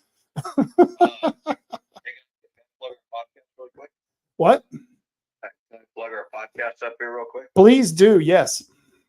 Well, everybody, you know, going through all the school board wars and resigning at Canby, we got in with Riley Gaines protesting and fighting for no boys and girls sports, and that's kind of been our highlight thing we've done. And so, in the last year and a half, we've just worked at putting together a podcast and do reels on Instagram, TikTok, X, and everything. But we've worked really hard at it, and it's called Stand Tall with Dave Brown, and we have 2 producers, and then my wife's part of it. And we have 5 categories. We talk about politics, education, Jesus, people, and sports. So we cover a lot of territory with those 5 things, mainly politics and education. And the people stories are fascinating. Yesterday we talked to David Diaz-Infante, 2-time Super Bowl champion, NFL guy. I met him back in May, spent a day with him, fantastic human, and old school, you know, guy with Mexican parents who he came up in the States and grew up in San Jose. And, you know, so our people stories are good. We got a lot more coming up, and we just want the truth. And so, Rob, you're going to have to come back and be on our show too. And, you know, I think you got a lot of neat people down there in Coos County. So, you know, hopefully we can get a couple of them and they can find some truth in what we're saying. So I appreciate you letting us do that. I think we'll be working a lot together. I know with Dane and what he has going, and with so much that's going on throughout the state, I'm sure we'll be working together. The Stand Tall with Dave podcast, where do you, is it on Rumble? Is it on X? All of the above? What? Apple and Spotify now, but we've got a company we're working with now. We're trying to get on everything. And so this is kind of our year goal to grow this, you know, before it was like, well, I tell you what, if you guys knew me, I'm not a high tech guy. So, you know, Rob, our weekend producer, Paige, our weekday producer, Judy, and then we got some help now. We're trying to figure all the tech stuff. It's harder than you'd think. Yeah. You know, you'd think it would be simpler, but it's not. There's so many different platforms and tech things out there. So be patient with Rob too, because it's hard. It is. Harder than I thought it'd be. It is. I mean, I'm an old radio guy, and I'm used to going into the studio. Everything's being set up, ready to go, and bam, we're on the air. And now it's like I have to do everything pretty much myself, and to figure out all this technology. You know, like I said, I screwed up the audio just by a simple setting, just by a little click. Yeah, it's tough. But you know, I think. I do know up here for us, you know, we're getting that strong vibe that anybody under 40, 45 is pretty much they're gone on news, legacy media. A few will do Fox and stuff, but Yeah, they're podcasts all the way. Yeah, I'll give you an example. My son, once again, he follows people like David Medina and people like that who are younger people, and you know, I hope the best for guys like this, because I see, you know, in David, a future leader here. He was at the J6 and such. And I think that hopefully we'll be able to work with people like him as well to create a party that has more younger people involved. I mean, you go to the party here in Coos County, or at least the party from the last couple of months ago, and you would see about 13 people, and they would all be 70 or over. I'd be the young guy, and I'm 60, okay? And that's sad. That is just sad. Yeah, I think we definitely, Wednesday night, one good action item and get away from the yap talking. Because as a coach, I'm like, I have this thing called go, go, go. Yeah. And I tell the kids, I say, if I say go, go, go, what I'm basically saying is we need a home I won't say that. I won't say better in your show. We need to call. We need to get going, and we need to go fast because we got a lot to do in an hour and a half. Yeah. We got to go. And the kids know that. I said, "Kid, if you don't go, when I say go, somebody's going to die."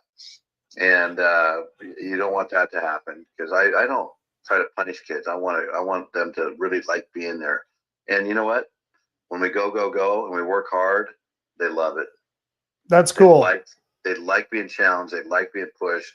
And, if it's a rainy day in the springtime in the gym, for example, in tennis, and, everybody's just kind of burnt out on go, or rain, I'm like, half hour in after we've done some stuff, I'll just go, French fries. And everybody knows that means 5 minutes from now, be at McDonald's. We have $100 for French fries. We have $100 for the ice cream cones come in. We sit around, we do team building. We talk just like you and I are talking now. Right. And I'll ask high school kids, what's the toughest thing that happened to you this year so far? And it's amazing because men don't talk, guys don't talk. Right. Boys are the same way. And right. Some kid will just stand up and go, yeah, my grandpa's got cancer and it's really tough at our place. And next thing you know, we got 2 other kids going through the exact same thing.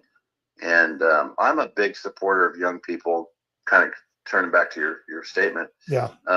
They just need to have people like us show them the way and accept them and talk to them and then turn them loose because, they've got a lot of great tech background. They know how to do all this part of it. Yeah. And they got good ideas and but we have to show them. We have to show them and then get out of their way and let them go. And get the hell out of their way and let them go because that's the job of young men to finish the work that old men had started. And we're the old guys. Yeah. He's 27 and, I got a grandkid now, which I'm not sure why I didn't start with the grandkid. She's a lot easier than having a son. I had to be responsible with him. With the grandkid, it's like, oh, great. We're going to the arcade. We're eating ice cream. I don't care if it's dinner time. That's, so, yeah. Yeah. Well, see, 27, though, I mean, man, for 7 years at that point. Yeah. 6 years at that point. I had a house, was married, had my first child at 27. Had 3 jobs, building fences and decks and stuff I didn't know how to do. Yeah. So 27, you're capable of a lot. So, I love being around young people. But you know what I also love? I love being around older people because they're so dang smart. They know a lot. They've been in World War II, Vietnam War. That is true. And you get talking, and man, they got some miles on, and it can be pretty freaking interesting to listen to older people talk. I've got what I call the Council of Old Dudes. And when I first got into politics here 20 years ago, I knew the first thing to do is go talk to the old dudes who've been in politics, people who may not even be in politics, but were in politics for years and have gotten out. That's how old they are. They've just, gave up. Those are the people you talk to find out the bones, where all the bones are buried, to find out who's who, to find out why things are the way they are in your county. And you dig up that research. That's very important to talk to all those people who are involved for many, many decades. And that was something and that I've developed now. I'll give you an example. Kevin Sterrett, the whole time we were going up there to the ice facility, I could hear Kevin Sterrett's voice in my head. He says, what do you got to gain from this? You're being a moron. You're probably going to get maced in the face. Why the hell are you going there? I can hear Kevin saying this to me as I'm going to the ice facility. And it's like, I know, Kevin, I know we're taking a risk, but I got to see it for myself. But I could hear his voice in my head because I just talked to him 2 days before that Friday. Letting him know that there was some crazy shit going on. Rob, I got a person I work with in the party here, and I got to go. All right, I'll talk to you later, man. Thanks for having me on the show. All right, thank you, Dave. Bye. All right, take care. And that was Dave Brown. Sorry for the technical difficulties. Steve, you're right. We need to get Dave on TikTok. I don't even know how to do TikTok. I tried to get on my Instagram account. I'm not even sure what the hell that is, that Instagram. I'm going to have to go, in fact, talk to a younger person and find out how to work the TikToks and the Instagrams. I'm just flying level right now with the X and the Facebook and all that good stuff. Steve Nye says, I can give you my son's contact info. He is a conservative and has a marketing degree. Good. That is good. I will, I'll talk to you about that, Steve. And Doug Farrell. Doug, thank you for watching. I hope you and Gail are enjoying the show. I apologize. That video I played did have a couple of bad words in it, but those young men were really excited to be screaming USA in front of the Ice Facility. And I got to tell you, it was really cool. When all those young men started showing up, I thought, this is great. This is the turning tide. This is watching all those young men show up on Friday night. I knew that it was going to lead to that type of situation where they were yelling, USA, USA. And I figured it was probably going to end up in a brawl, but it didn't happen. It was really cool. But it was inspiring. And the first young men who showed up, these were high school kids, and one kid was wearing a cowboy hat, and they were dressed like rural kids with their shit kickers on. And they were standing around laughing at the Antifa walking by, because you got these little 90 pounds skinny little punks in black, all in black, acting like they're tough. And it's like, are you kidding me? I could pick you up and crack you over my knee. And so it was really nice to see these young men show up. I knew that the evening, as other people were showing up, it was really cool. At one point, I was filming in front of the ICE detention center right there on the sidewalk, and I heard someone come up behind me.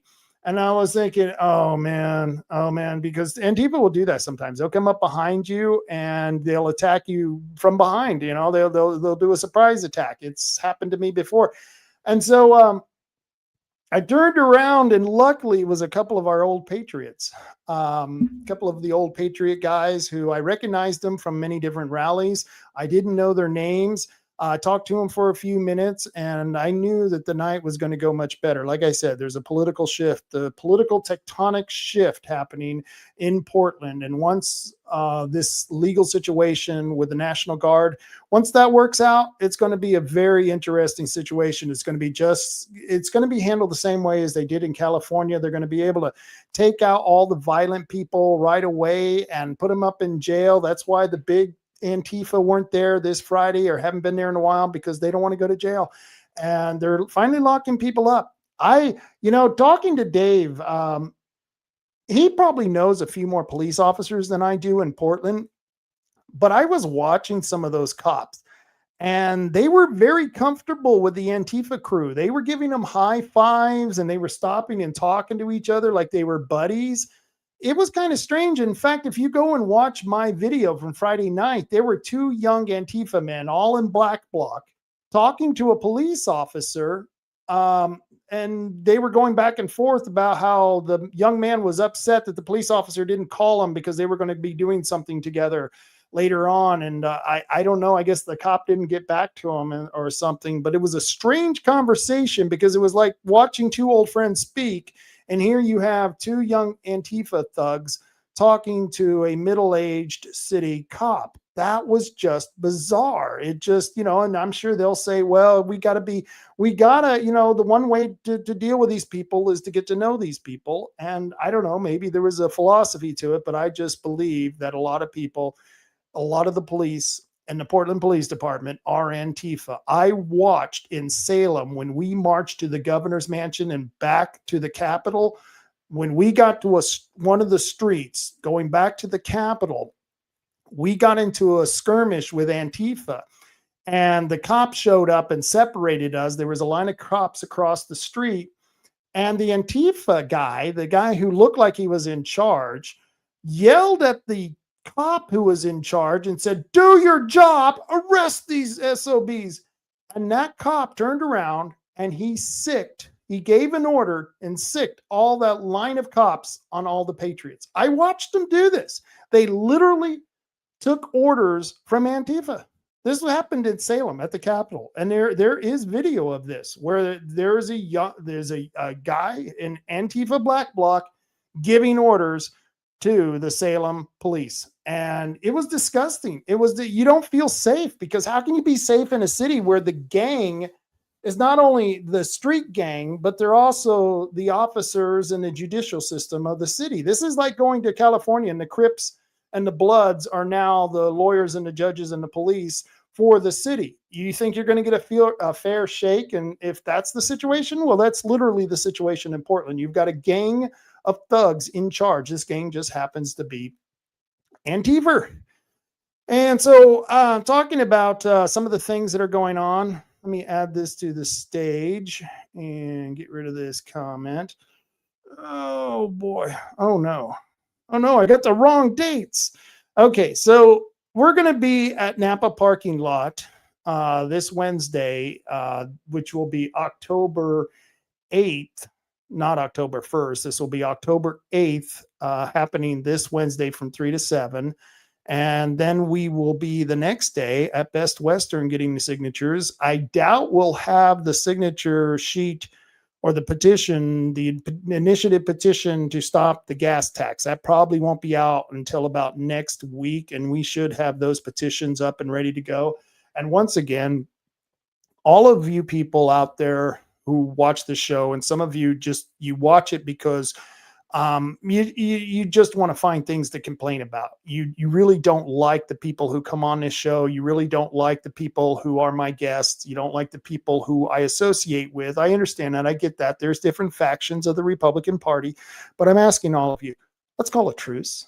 Can we have that? Can we call a truce and start working together and functioning as an organization called the Republican Party? I mean, the ORP could really be a huge successful group if we could all congeal the way the Democrats congeal and come together on at least one issue. And hopefully it's this issue of getting this initiative, this petition passed. Let me see if I can share this. And if you want to find out more, go to No Tax Oregon. It's at notaxor.com. Once again, that's notaxor.com. And they have updates. They'll let you know. You can sign up to be a volunteer. Like I said, we will get those petitions out here. And hopefully some of you can help me get those signatures. I would really like to. I know someone said 5,000. I've done 5,000. We've done 5,000. Let me show you something here. Let me show you. This is what we've already gathered right there for the petitions that we are collecting for right now. So we should be able to get 5,000 signatures. I'm hoping maybe more here in Coos County if we all come together, and we got to have this by December. I forget the exact date. Well, let's go back to the website. Let's see what the website says. Maybe there's some information on this.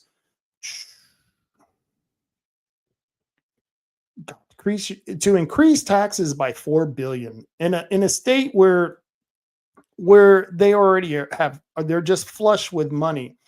So yeah, this is a very informative website.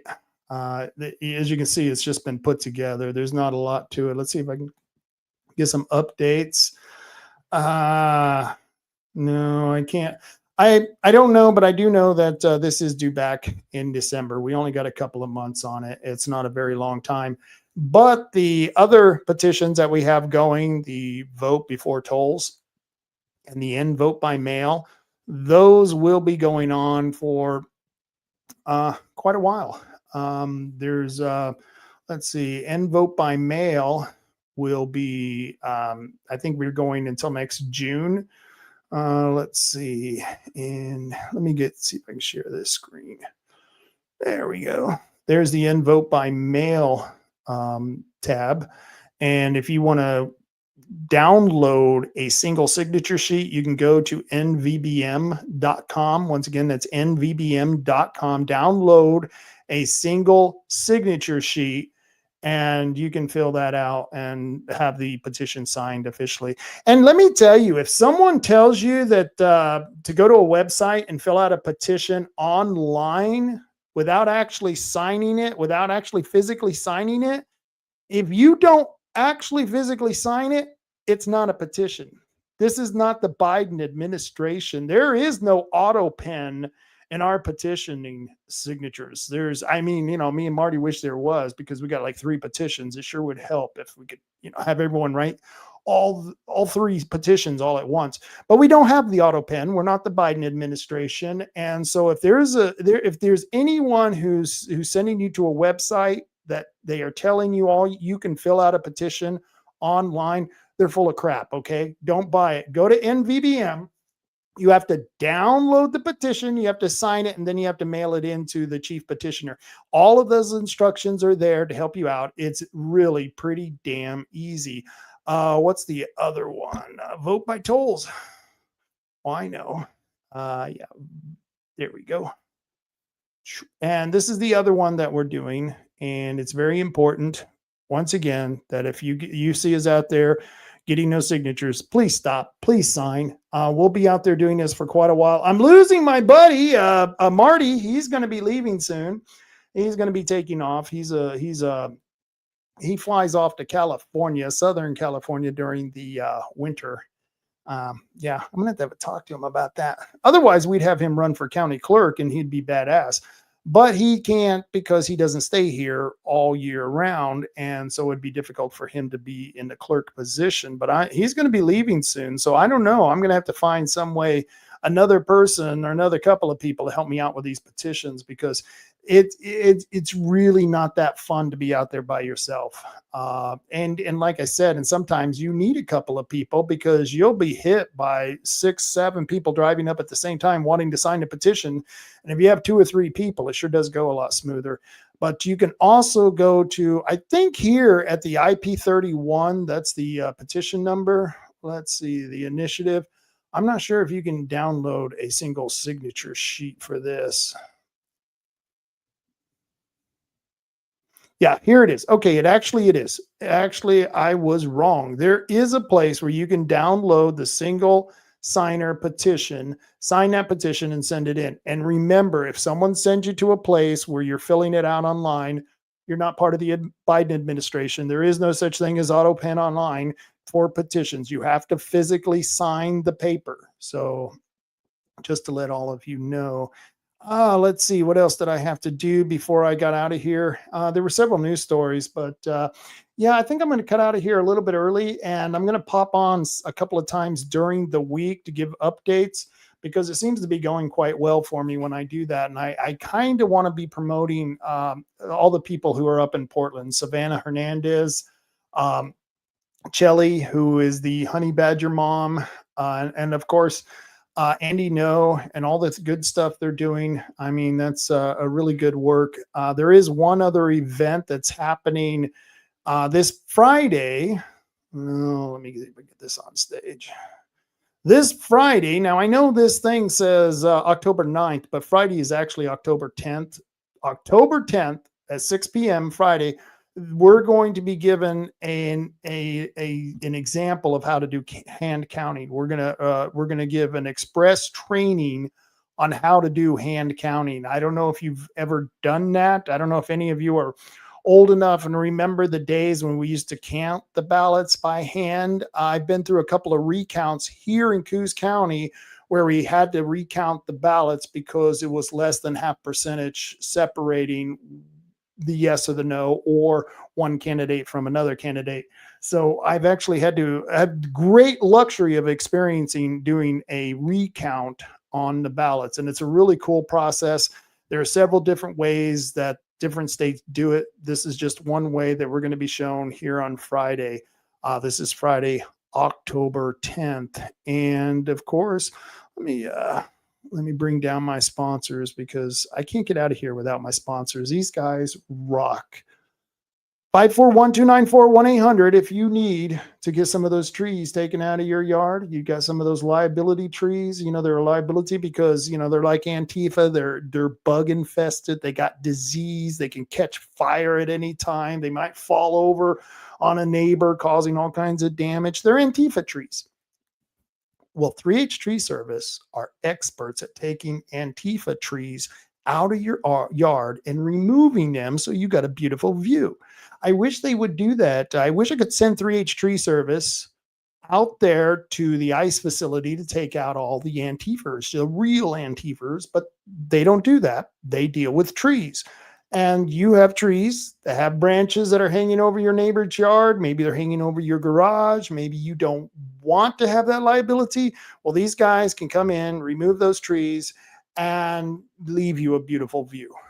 That's what I wish we could do with the Antifa and ICE, but we can't. So that's why I recommend 3H Tree Service. If you live here in the area, in the South Coast area of Oregon, they can take care of you. And Matt Holman, who is one of the 3H Holmans who own 3H Tree Service, he's an actual licensed arborist. That's true. He's a licensed arborist. And so there's very few tree services out there who do have licensed arborists working for them, but well, he went the extra step and became a licensed arborist. And so good for him. 3H Tree Service. I don't know if they played Where's 3H Tree Service today. Wow, I am totally screwing up. Boy, today was a complete Monday, wasn't it? I've been screwing up one story to another. So, I mean, starting off with that Dave Brown thing, which was absolutely crazy. Tom and Gigs, I'll tell you what. You need your car serviced. You need to find out if your car is travel worthy. Give Tom Giggs a call, set up an appointment, and go in there and get those things found out, because they can find those things out. You need a muffler, you need struts, you need shocks. These guys can do it, especially the mufflers, man. I mean, you know, every time I go there, there's some old classic car that Tim is working on at Tom and Giggs, and he's always putting in some fancy muffler system underneath, and it's really cool. It makes the car sound badass. They can do that at Tom and Giggs, and you can give them a call at 541-888-3660. And they are in Coos Bay on Shoneman Street in the Empire neighborhood behind a car wash. And if you know where Empire is, you know where the car wash is. And that's where they are. And they're more than just an automotive center. They do lift kits and performance accessories. They have really cool RC cars, RC surfboard men here. Here's the RC cars. Great stuff. Wonderful store. Highly recommend it. Christmas is going to be coming up. Think about those Christmas presents, because these cars, these RC cars, are really cool for the kids. Yeah. RC cars, and they got all the accessories for those things. They've actually got planes, they've got Herocopters, and they've got Tannerite. Yeah, but you must be 18 years or older to purchase Tannerite. And yes, they will ask for an ID. Let's see, herbal choices for all your herbal needs. If you are a consumer of marijuana products, I highly recommend Herbal Choices. They have wonderful stores with great bud tenders who are very knowledgeable on all their products. I believe they started a happy hour at a couple of their stores where for a certain time during the day, you can get a percentage off of the green leafy material, green leafy marijuana. It's I'm not sure what else they have in that. I don't know what else is included on the happy hour sale, but that's Herbal Choices for all your cannabis needs. And you can find out more at the herbalchoices.com website. And remember, you must be 21 years or older to be in Herbal Choices. And they have 5 locations: Charleston, Coos Bay, Bandon, Reedsport, and North Bend. Yes, very good places. I highly recommend that. And of course, for anyone who's not looking to get high, who's not looking to do all of those things we probably shouldn't do, maybe you're someone who's trying to be virtuous. Well, there's nothing wrong with abstinence. This is something I don't know. I started this a couple of weeks ago. And when I first started it, people were kind of laughing at me. Rob, are you serious? Are you serious? And I said, no. I'm pushing marijuana on the show. And people might think that, that people should be doing this. And I say, no. Marijuana is not for everyone. Alcohol is not for everyone. And drugs, just don't be doing drugs, especially today's drugs. They're not good. No. They're not good. But marijuana and alcohol should, I always say everything in moderation, but there are a lot of kids out there who are being pressured to use marijuana and alcohol, which leads to the harder drugs. And at some point, some adult might say, have you tried abstinence? Have you tried to abstain and maybe grow your character instead of getting high? I think we should start encouraging this. And this is some of the things that I love hearing coming out of the young men who were at the ICE facility on Friday. They were very religious. They stopped to have a prayer, and they talked about God. They talked about Charlie Kirk. They talked about spreading the word of Jesus. And these were big macho dudes at the ICE facility who were totally ready and prepared to defend themselves from Antifa, the devil's army himself. That's right. I'm not even a believer, but I think the Antifa is definitely the devil's army. But those guys out there were promoting virtuous living. And I think that's something we should be promoting as adults, even if we're people who use certain or we practice certain habits and vices that we probably shouldn't. You know what I mean? It's and all people do it. We all have bad habits, and we need to abstain from these. I hate the word addiction. I hate the word addiction because everything's an addiction now. You know, I eat too much of those Red Hots. You know, those I love those candy Red Hots. I'm addicted to Red Hots. You know, and everything is an addiction today. It's not true. There are very few things that you can physically get addicted to. Everything else is a choice. And if you choose to continue a bad choice, it turns into a bad habit. And one of the best ways to stop a bad habit is just to stop, to abstain, abstinence. And I think we should be preaching this to our young people because, you know, I feel sorry for young people. You know, you think about it, they've got access to drugs and alcohol and sex like nobody's business. Look at the pornography and everything that the kids are looking at today. Disney is nothing but pornographic propaganda. Most of the cartoons today are pornographic propaganda. I mean, I've been watching some of these kid shows with my grandkid, and I don't know how many times I've turned them off. I watched a Scooby-Doo episode the other. I was a big fan of Scooby-Doo. They have new versions of Scooby-Doo. And in these versions of Scooby-Doo, in one of them, Velma was a lesbian. And she fell in love with another woman on the show. Now, I don't know. I've been watching Scooby-Doo for a long time. And for the longest time, I didn't know the sexuality or even much less cared what these cartoon characters, what their sexuality was. I never even thought about it. It was, you know, maybe Fred is hooking up with Daphne. That might be happening. That could be happening, you know, and I don't know what Scooby-Doo's doing, you know, but I don't care. I don't think sex should be in a children's show. And then they had this Scooby-Doo where Velma was in love with another woman. And I thought, why do we need to know the sexuality of Velma? Why is this important in a children's cartoon? I turned it immediately. I couldn't believe it. I was so incensed. I wanted to call someone up. Who do I call? Paramount? You know, who's the maker of this cartoon? Where's the producers of Scooby-Doo? My granddaughter has just seen this, and I don't know. This is what I'm saying. Kids are exposed to so much today. Maybe it's time we sit back and said, you know, it's okay not to do that stuff. It's okay not to be someone who always bends to all your wildest desires. It's okay to abstain. It's okay to have good virtue. It's okay to have good morality. And we should be teaching that to kids. And no matter how many faults we have, we got to keep pushing that point. You know, I've got a lot of faults myself, and I still will try to hopefully teach my grandchildren to be better, teach my children to be better.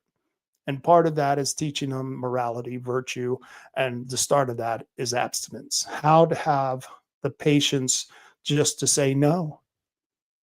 You know, that was an expression back in the 80s. Just say no. Nancy Reagan came up with that. And it was kind of simplistic.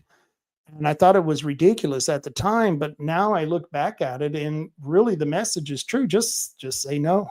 Someone offers you drugs, no, thank you. You know, they want you to participate in wild, weird sex or take wild and weird drugs and do weird things like go to ICE buildings and participate in riots. No, you might want to abstain from that. because there are so many other things that people can be doing other than blowing their mind and practicing in things that aren't, well, productive. And so that's why the last couple of weeks I've been pushing this abstinence thing. And of course, I've been doing it after the Herbal Choices commercial, because I didn't want people to think that's all I'm about is promoting and pushing pot. No, I think morality should be pushed too. I just think everything in moderation. And for all you Christians out there, keep praying. Like I said, you want to be the Christian that's next to the guy who's not a Christian, who has that come to Jesus moment. Because you want to be sitting there when someone has that come to Jesus moment to say, wow, huh? You get it now. So I don't know. That's just something I've thought about. And I don't know why I put that there, but it's just been something that's been bugging me. Maybe it's being a grandfather now. But be well to your children. Treat your children well. And of course, Oregon Firearms Federation. I think it's virtuous to be someone who likes to defend yourself, to defend your family. And not all of us are big macho guys who have hands of steel, who know karate and judo, who can take out 5 enemies with one chop. Some of us, well, we need a little help. And we need firearms because they're tools. They're tools to protect us from things that might hurt us, to protect our family, to protect our loved ones, to protect our nation. Well, Oregon Firearms Federation has been protecting those rights for a long damn time. And Kevin Starrett has been doing a really good job. Like I said, I could hear Kevin going to the Ice Facility in my head. Rob, what the hell are you doing? What are you going there for? Are you an idiot? And that's why I love talking to Kevin, because he has no problem telling you you're an idiot when you're being an idiot. And it's a risk, but what the hell? But Oregon Firearms Federation, very good stuff going on there. You got to get their newsletter. Kevin is great at analyzing the legislature and really puts a really good analysis on everything when he puts it out there. He's always spot on. So sign up for his newsletter at OregonFirearms.org, because that's really good. And if you got a little bit of extra money, give him some extra money, because they're going to be fighting for our rights. Well, probably until hell freezes over. It seems like as long as we have Democrats, we're always going to have people who want to take away your right to defend yourself. It's a sad situation. Let's see here. Bandon Gun Club. They're not my sponsors, but I'd like to recommend them. Bandon Gun Club at .org if you want to find out more, and TaigaSportsPark.org. 2 really good organizations. That one is a gun shooting range in Bandon. This one here, Taiga Sports Park, you can go to for their 100-yard range and sight in your telescope. Really good stuff. Find out when they're open. Find out more at TaigaSportsPark.org. Let's see what else got here. Coos County Neighborhood Watch. These guys, they do incredible work on the Coos County Neighborhood Watch. And I can't recommend these guys more so than what I'm doing now. They're just really incredible people. I appreciate this group. And it's not really an organization. It's just a group of just people who associate through this Facebook page. And the one thing they have in common is, well, they hate the crime that's going on in their neighborhoods, and they're fighting back against it. So Coos County Neighborhood Watch, that's a Facebook page here in Coos County. If you want to find out what's happening as far as the crime in your cities and in the non-residential areas of Coos County Neighborhood Watch is the place to go. And of course, Coos County Citizen Council, they're going to have a podcast coming up on Wednesday. I missed last Wednesday's podcast, but I was too busy getting signatures. I'm so sorry. Which is kind of cool, because I got Brandy. Let's see. I got Brandy Martindale making some comments. Hi, Brandy. Thank you for joining. Let's see. She made a couple of comments here. Let me put them up there. They just say no is oversimplified, because that's not how people end up using drugs. They're not just approached, they're groomed or abused into it. Telling people just say no doesn't address those underlying drivers. For most people, you might be right. For some people, I don't know. I think giving them the option of saying no is a good thing. I mean, Brandy, think about this. How many times do we sit there and watch politicians go along with everyone else on the board, with everyone else on the committee, with everyone else on the council. How many times do we watch politicians who they'll sit at the end of the line? Everyone's going, yes, yes, more taxes, yes, more taxes, yes, more taxes. And you get to the last guy and he's a Republican and he feels kind of kowtowed and, oh, yes, yes, for more taxes. Because no is a hard answer. No is a really hard answer for some people. They have a hard time saying no. And because they don't want to hurt people's feelings. That's the kind of world we're living in. And of course, I don't think there's anything you can do to hurt people's feelings by saying no. But Brandy says, forgive my talk to text typos. Yeah, well, that's okay. I do the same thing. I haven't learned how to use my mic on my phone yet to do my texting. So I still have to do it the old way. And I hate the spell check because it always puts in a word that I really didn't want to use. So, but who knows? This Friday, I don't know if I'm going to even do the Friday night rant. Like I said, I'm going to be coming on throughout the week, this week, a couple of times to let you know how the petitioning's going, to let you know if we got the new no tax petition, and to let you know what's happening in Portland. I'm going to try to promote as many of these people as I can because I think you should see what's happening in Portland. It's pretty crazy, but I don't know. I don't think it's going to get really interesting until the National Guard shows up. It's just going to be the same old, same old. So until then, what can I say? That's just the way it goes. And I once again want to give credit to David Medina and his organization for getting that video clip that I played of those young men at the Ice Facility. Great work, David. Very good stuff. And I once again apologize for, what can I say, all the technical difficulties we were having at the beginning. We'll get Dave back on here. Maybe I'll go on Dave's podcast and see how bad I am at signing into his podcast. I don't know. Maybe that's what we'll do. I don't know. Stuff will happen, but I will definitely be on next Monday from 3 to 5. Please check it out. Tune in. And I don't know. You know what I always say. Until then, carry on, Coos County. Carry on.